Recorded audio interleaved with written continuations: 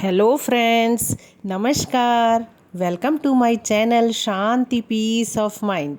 दोस्तों, आज गंगा जी की पृथ्वी पर अवतीर्ण होने की कथा लेकर आपके पास आई हूँ। चलिए सुनते हैं। ज्येष्ठ शुक्ल दशमी को गंगा दशहरा कहते हैं और इस व्रत का विधान स्कंद पुराण में वर्णित है। गंगा अवतरण की कथा वाल्मीकि रामायण में लिखी है। ज्येष्ठ शुक्ल दशमी संवत्सर का मुख्य है। इसमें स्नान और दान करना चाहिए। प्रथम तो गंगा स्नान का ही महत्व विशेष है। यह ना हो सके तो किसी भी नदी में स्नान करने का विधान है। दोस्तों, अगर नदी में ना जा सकें तो घर में ही बाल्टी में गंगा जल थोड़ा सा 2-3 चम्मच डाल करके स्नान कर सकते हैं। ज्येष्ठ शुक्ल की दशमी को यदि सोमवार हो और हस्त नक्षत्र हो तो यह तिथि सब पापों को हरने वाली होती है। और इस तिथि पर बुधवार के दिन हस्त नक्षत्र में गंगा जी भूतल पर अवतीर्ण हुई थी। इसी कारण इस तिथि को दोस्तों हम महान पुण्य पर्व मानते हैं। इसमें स्नान, दान और तर्पण करने से 10 पापों का हरण हो जाता है। इसी कारण इसको दशहरा कहते हैं। आइए इसकी कथा सुनते हैं। अयोध्या के महाराज सगर के 2 रानियां थी। एक का नाम था केशिनी और दूसरी का नाम सुमति।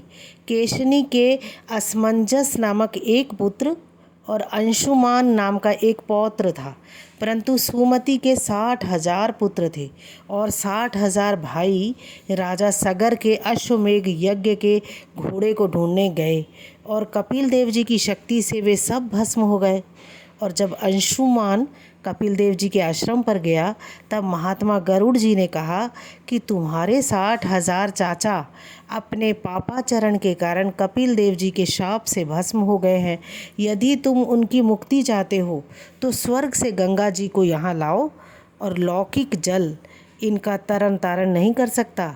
अतः हिमवान पर्वत की सबसे बड़ी कन्या गंगा के जल ही से इनकी क्रिया करनी चाहिए।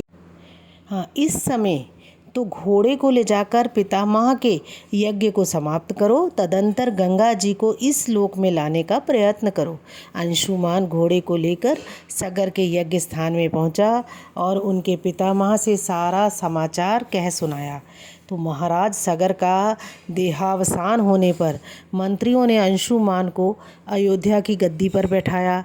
राज पाकर अंशुमान ने अच्छा यश प्राप्त किया और ईश्वर की कृपा से इनका पुत्र दिलीप भी बड़ा प्रतापी हुआ।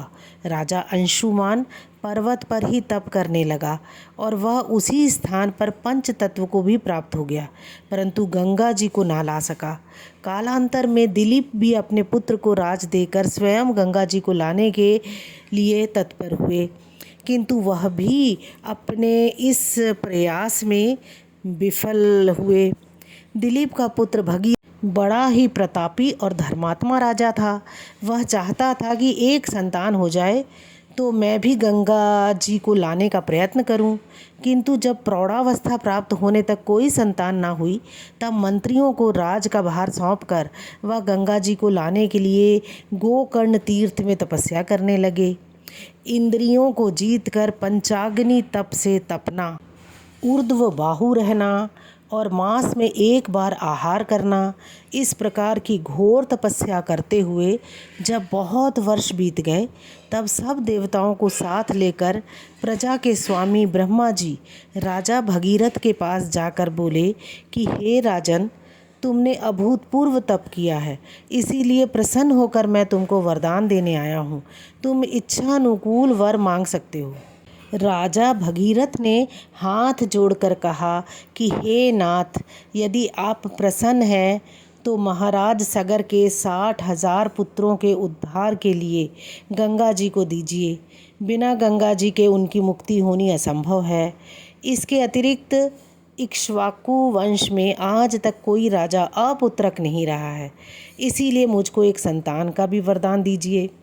राजा की यह प्रार्थना सुनकर ब्रह्मा जी ने उन्हें वरदान देते हुए कहा कि तुम्हारे कुल को उज्जवल करने वाला एक पुत्र तुमको प्राप्त होगा और सगरात्मजों का उद्धार करने वाली गंगा जी भी निस्संदेह पृथ्वी पर आएंगी, परंतु महान वेगवती नदी को धारण करने की शक्ति शिवजी के सिवाय और किसी के पास नहीं है। इसीलिए तुम भगवान शिव को प्रसन्न करो। इतना कहकर देवताओं समेत ब्रह्मा जी अपने लोक को चले गए और जाते समय गंगा जी को आज्ञा दे गए कि सगर की संतान मुक्ति प्रदान करने के लिए तुमको भूलोक में जाना होगा। ब्रह्मा जी की आज्ञा मानकर राजा भगीरथ पैर के एक अंगूठे पर खड़े होकर महादेव जी की आराधना करने लगे। 1 वर्ष व्यतीत हो जाने पर महादेव जी ने वरदान दिया कि मैं अवश्य ही गंगा को शीश पर धारण करूँगा।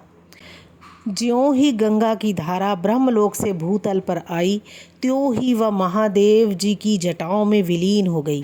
पुराणों का मत है कि जब भगवान ने वामन रूप धारण कर राजा बलि के यहाँ भिक्षा मांगी थी और 3 पग से सारी पृथ्वी को माप लिया था, उस समय ब्रह्मा जी ने भगवान का चरणोदक अपने कमंडल में भर लिया था। उसी का नाम गंगा था। इसी कारण गंगा को विष्णु पादोद्रवा भी कहते हैं। ब्रह्मलोक से आते समय गंगा ने मन में अहंकार किया कि मैं महादेव जी की जटाओं को भेदन करके पाताल लोक को चली जाऊंगी। तो इससे महादेव जी ने अपने जटाजूट को ऐसा फैलाया कि कितने ही वर्ष बीत जाने पर भी गंगा को जटाओं से बाहर निकलने का मार्ग ही नहीं मिला। और जब राजा भगीरथ ने पुनः शिवजी की आराधना की, तब शिवजी ने प्रसन्न होकर हिमालय में ब्रह्मा के बनाए बिंदुसर तालाब में गंगा को छोड़ दिया। उस समय गंगा की 7 धाराएं हो गईं। उनमें से हांदिनी, पाविनी, नलिनी, ये 3 धाराएं तो बिंदुसर से पूर्व दिशा की ओर बहीं और सुचक्षु, सीता और सिंधु, ये 3 नदियाँ पश्चिम दिशा की ओर बहीं और 7वीं धारा राजा भगीरथ के पीछे पीछे चली। महाराज भगीरथ दिव्य रथ पर चढ़कर आगे आगे चले जाते थे और गंगा जी उनके रथ के पीछे पीछे।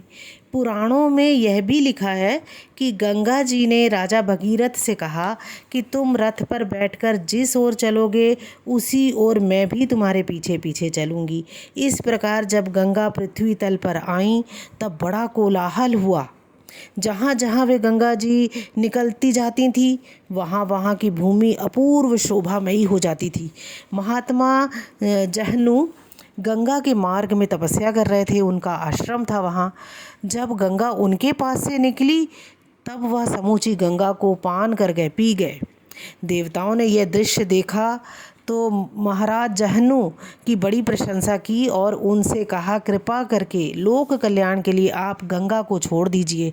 आज से यह आपकी कन्या कहलाएगी।